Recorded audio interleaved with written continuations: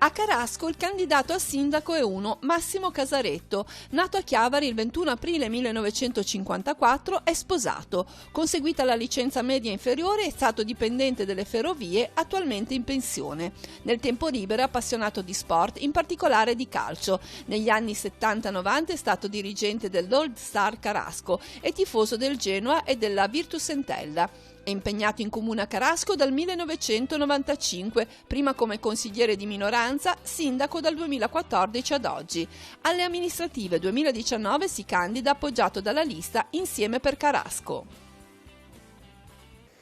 Carasco è stata interessata nel recente passato da eventi meteorologici che hanno messo a dura prova il territorio. A suo avviso, quali opere vanno ancora affrontate a tutela dell'ambiente e di prevenzione del dissesto idrogeologico? Vanno affrontate di mettere in sicurezza il torrente Stura, perché ci è stato assegnato 1 milione di euro dalla Protezione Civile Nazionale. I lavori dovrebbero essere già partiti, però ci sono state delle vicissitudini dietro ai tempi meteorologici e questo lavoro qua deve essere terminato entro la fine dell'anno del 2019, perché abbiamo delle case, abbiamo anche molte aziende che attualmente sono in zona rossa e andando a ripristinare questi punti critici cambierebbero la posizione del colore e così ci sarebbe anche la possibilità di essere più tranquilli e sereni chi ci va a lavorare. Carasco è un crocevia essenziale tra costa ed entroterra, alla viabilità è correlato anche il rilancio economico della vallata. A suo avviso quali migliorie si possono portare alle infrastrutture viarie e quali iniziative si possono intraprendere per sostenere lavoro e occupazione? Per le viarie io già un po' che lo sto dicendo dal 2014, da quando mi sono candidato, che bisogna portare, basta Viale Calma, riuscire a portare a Carasco e poi fare una dorsale esterna che da Carasco passi nel comune di Levi, prosegua in via Gazzo e vada a uscire nella frazione di Bavaggi, lato Carasco, che ci sarebbe anche un deflusso e ci sarebbe anche una vivibilità migliore per i cittadini che sono congestionati tutti i giorni, specialmente nella fascia oraria dalle ore 7:30 al mattino fino alle ore 9, c'è un traffico continuo e la vivibilità è abbastanza critica per i nostri cittadini. Lavoro e occupazione invece? E il lavoro e occupazione noi in questi 5 anni abbiamo fatto tanto per le aziende perché ci hanno chiesto di potersi ampliare, noi essendo attenti a questo problema, perché è un problema che dà occupazione in quanto ci sono tante famiglie che hanno bisogno di lavorare, che vivono sul nostro territorio e anche nel comprensorio del Tigullio, abbiamo dato la possibilità a Arcaplane di ampliarsi, di modificare completamente la struttura l'ex San Giorgio, Italgi idem, ha fatto un ampliamento enorme andando a togliere quel capannone che era obsoleto e aveva delle situazioni di criticità essendo vicino al fiume Lavagna,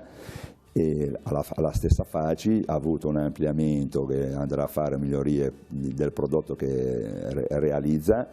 idem per la AS che è in via Conturli. E poi ci sono altre piccole attività che ora non sto a menzionare, che anche loro hanno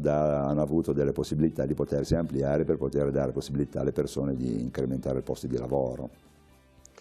In che modo le politiche comunali possono favorire la famiglia e contrastare la denatalità e l'invecchiamento della popolazione? Per l'invecchiamento della popolazione è abbastanza drammatico e importante. Noi stiamo monitorando sia le famiglie che gli anziani di dargli la possibilità di passare anche una buona occupazione nel tempo libero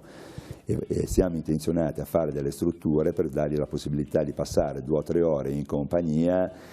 per poter poi magari avere un po' più di serenità in famiglia. E per le famiglie sulla natalità noi stiamo facendo il possibile, però abbiamo la coperta corta economicamente perché sul nostro territorio vengono a gravitare ogni tanto famiglie nuove che hanno un disagio sociale che è abbastanza importante e noi ci porta nel bilancio a dover fare delle scelte che a volte non sono tanto buone o belle, perché dispiace, perché tutti non si riescono a accontentare, però stiamo facendo il possibile anche per dare delle defiscalizzazioni in alcuni che magari chiedono delle detrazioni o riduzioni di pagare magari più facendo delle rate. Su quello lì siamo molto attenti e l'abbiamo già fatto e cercheremo di continuare a fare dove possiamo aiutarli. Quali sono gli altri punti cardine del suo programma elettorale? I punti cardine del programma elettorale, quello più importante è di mandare i cittadini di Carasco a votare, in quanto mi sono trovato a essere l'unico candidato di questo comune, che è un comune di 3.700 di abitanti, ed è una cosa che io la ritengo non bella, perché una lista di contrapposizione ci dovrebbe sempre essere, a prescindere di chi è il candidato sindaco uscente, no?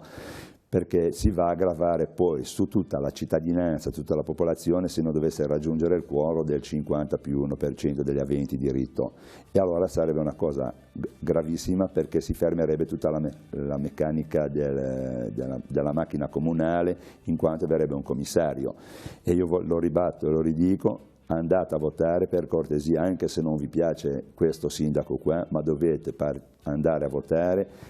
perché di abbattere questo quorum, che è molto importante per voi, in special modo per la cittadinanza e per tutte le aziende che abbiamo sul territorio, perché si bloccherebbe la macchina comunale. Dopo questo appello qua, i nostri impegni sono di terminare i lavori già iniziati e già appaltati, che ne abbiamo parecchi, e andremo a realizzare nella parte della biblioteca, verrebbe fatta una riqualificazione, dove verrebbe fatta una nuova struttura che viene adibita a attività di protezione civile, in quanto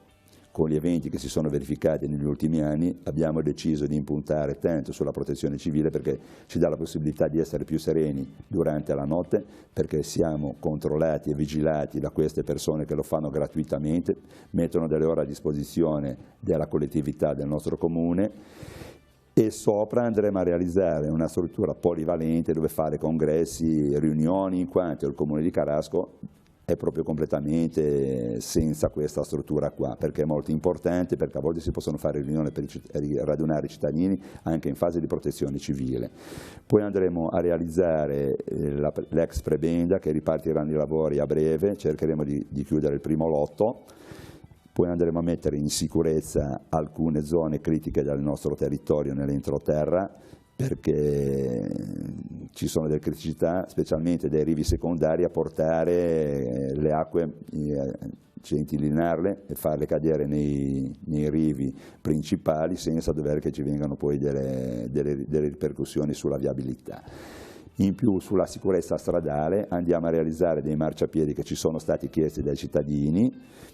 e andremo a implementare sulla sicurezza di videosorveglianza, perché in questi 5 anni abbiamo messo 35 punti di telecamere, che non sono poco per un comune come Carasco. E poi cercheremo di accontentare quelle persone che ci hanno fatto delle richieste magari un po' più soft,